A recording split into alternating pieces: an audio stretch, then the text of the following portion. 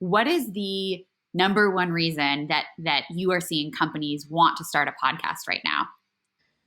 The main reason, especially now post-COVID, is a lot of people have budgets set aside for things that you just can't do in this season. You can't do events. Um, you can't have door-to-door sales. There's just a lot of things that you can't do in budgets that they have. So a lot of our newer customers are signing up. So, well, we had all this extra budget and we were wanting to do more content marketing. Seemed like podcast was a good way. People want to have help producing more content, and a lot of people are talking about podcasting as that medium. And it's probably because more and more people are consuming content on podcasts, which gets them to thinking, maybe we should have a podcast of our own. Mm-hmm. And what do you think are realistic results, right? So someone's like, I want 1 million followers in the next 30 days, and we're going to get, $20 million in leads. And I'm sure you see things all over the board, but what is something realistic? Like, how do you set expectations with clients when starting a new podcast from scratch? That's always such a hard question to answer because it's like one of those lame answers of like, oh, it depends. Obviously, if the company has substantial owned media already, then it's easy to tap into that owned media to drive towards their new platform in podcasting. Or if they're willing to spend in paid media in order to boost the audience. It also depends greatly on how much and how often they're producing content on their podcast. The more often they produce content, the easier it is to grow the audience, right? Because every episode becomes a chance for promotion. If you're only publishing once a month, well, it's going to take a long time to grow your audience, even if you have a substantial email list, because it's just hard to talk about it when you only have 2 episodes after 2 months after you launch, right? But if you're publishing weekly, or even better, multiple times a week, it's a whole lot easier. I know it took 5 years for B2B growth to hit like 150,000 downloads a month. But we're also a daily show, even publishing more than 1 or 2, 3 times a day sometimes. So it's been a lot of effort to get it to that point. So you have to ask yourself, like, how much effort are you willing to put into it to grow the audience? A lot of our shows that we see get into the high hundreds to 1,000 in a year. But again, a lot of our shows are only publishing twice a month as well. So if they were to publish more frequently, then it would be a lot easier to grow much more than that. So it sounds like frequency and consistency in publishing is really important. If you had to think about other elements that are sort of key to success, how important is the subject matter versus the guest you're going to have on? Like, how do you weigh those two in terms of driving results?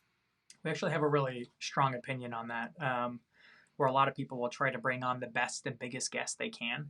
And we actually try to tell our customers to stay away from that. We actually have a model called content-based networking, where we find our ideal prospects that we would like to do business with personally, and we invite them to be guests on the show. That helps in a lot of different ways. One, our show is about their expertise and not our expertise, which is what their peers want to hear. Sure, we could talk about B2B podcasting on B2B growth, or just have a show about B2B podcasting, but who would want to listen to that show?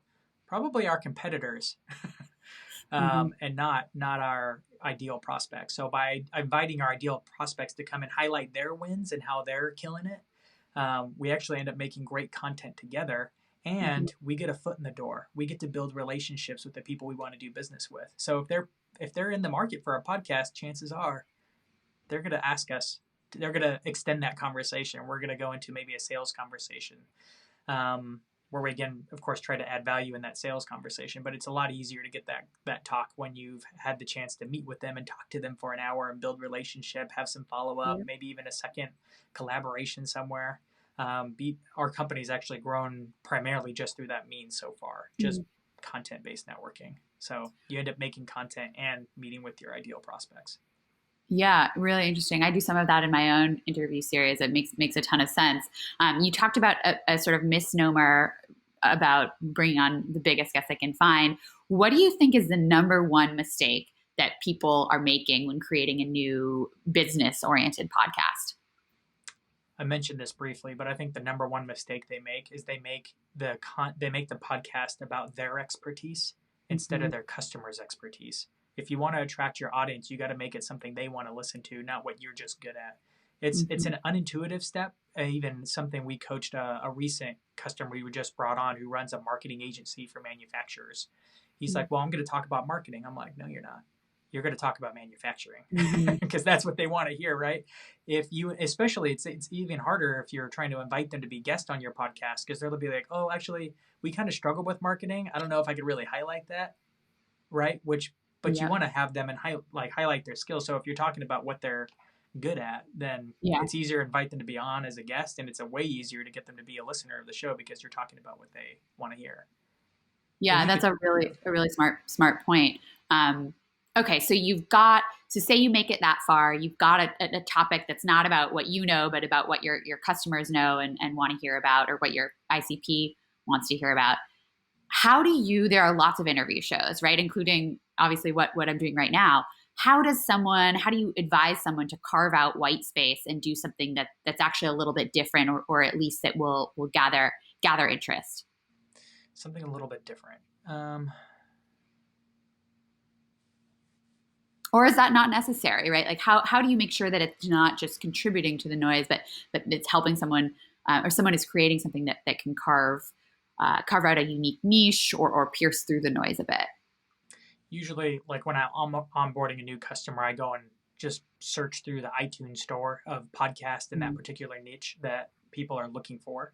And it's pretty rare to have more than 2 or 3 people in that particular niche that are actually active in publishing episodes that Mm-hmm. are pretty good. Podcasting still got so much room to grow and to create Mm-hmm. awesome content in. We try to specifically focus on very actionable content. So a question Mm-hmm. we like to ask ourselves is like, are we giving information that someone could start doing or stop doing this week?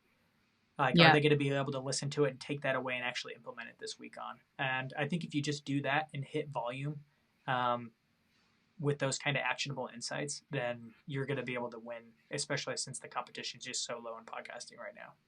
Yeah, I love that focus on sort of the tacticals. I think it's the same across any format of events, right? I remember working with someone who they had a formula, and I don't remember exactly what it was, but in terms of takeaways, you learned something new, know how to do something new, and there were these specific tidbits on what can this person walk away with, what are they going to be able to do that they didn't know how to do before.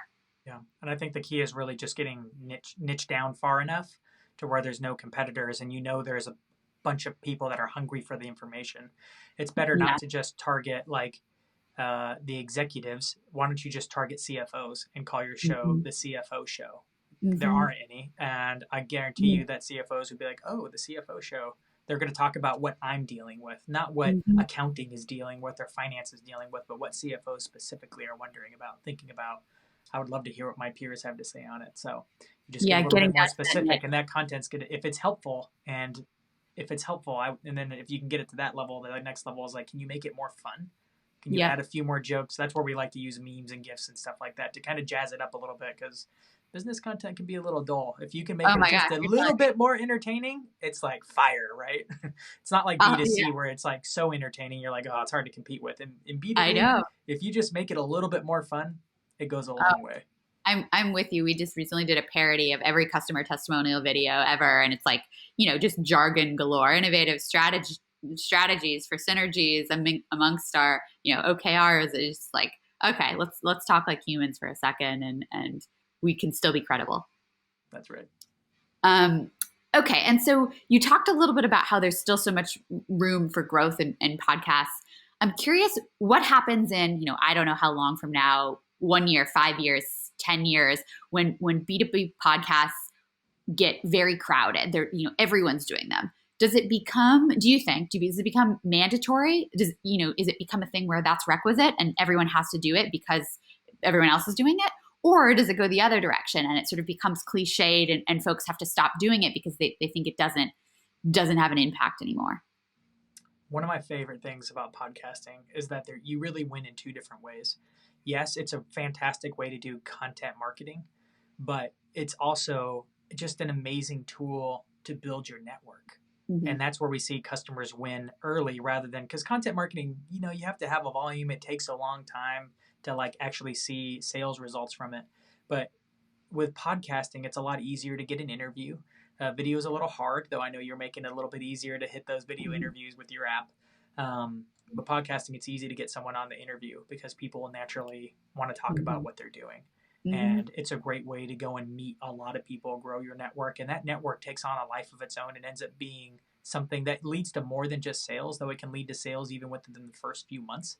Um, it becomes that thing that you can tap into for all kinds of things, new Mhm. hires, that next round of funding, that introduction you need, Yeah. those people that you've now talked to. Is now even you and I are talking right now, right? And are building a relationship. So the chance of me seeing your next LinkedIn post is going to be really good, and me to engage with it. And like, we're going to have a relationship. This is going to continue on more likely now. Yeah. It has a Yeah. chance to go farther. And podcasting is, in my opinion, the easiest way to do that, to build a network. Yeah, I'm nodding emphatically as you're talking because I think especially right now in a time when obviously traditional networking events, it's out the window, right? Nobody's doing anything like that. I've found it a really nice way to just, you see a lot of the worst of LinkedIn and people give LinkedIn a lot of flack, but there's also this avenue of actually meeting somebody new, having a real human face to face, albeit digital, virtual conversation and building a real relationship as opposed to, just digital ads, Google ads, text ads, Right. all the sort of last form content. So I'm super with you. So last question on this, and you sort of alluded to it throughout our conversation, but how does video fit into this? Like, how are you recommending incorporating video, whether it's incorporated with podcasts, distinct from podcasts? You talked a little bit about short form content. Give me the scoop there. Certainly. So we're doing most of our interviews via Zoom, where we record the video. If it's a particularly good interview, we will take that video and chop it up into small pieces that we then create micro content specifically for LinkedIn on. Where you have the little caption on top of the header and or headline on top of the video, and then the captions underneath so people can read it. If it's on silent. And those make great micro pieces for LinkedIn. We were doing it on Instagram, but I'm just finding we're just not getting traction on Mm-hmm. Instagram. I don't know what it is. B2B content struggles a little bit Not more on quite yet. Instagram. Yeah. Yeah. But LinkedIn has been fantastic. We've also experimented with YouTube, but we haven't quite cracked the code on how to do well with podcasting content converted over to YouTube videos. I know Joe Rogan absolutely kills it doing it, but that's not something we found yet.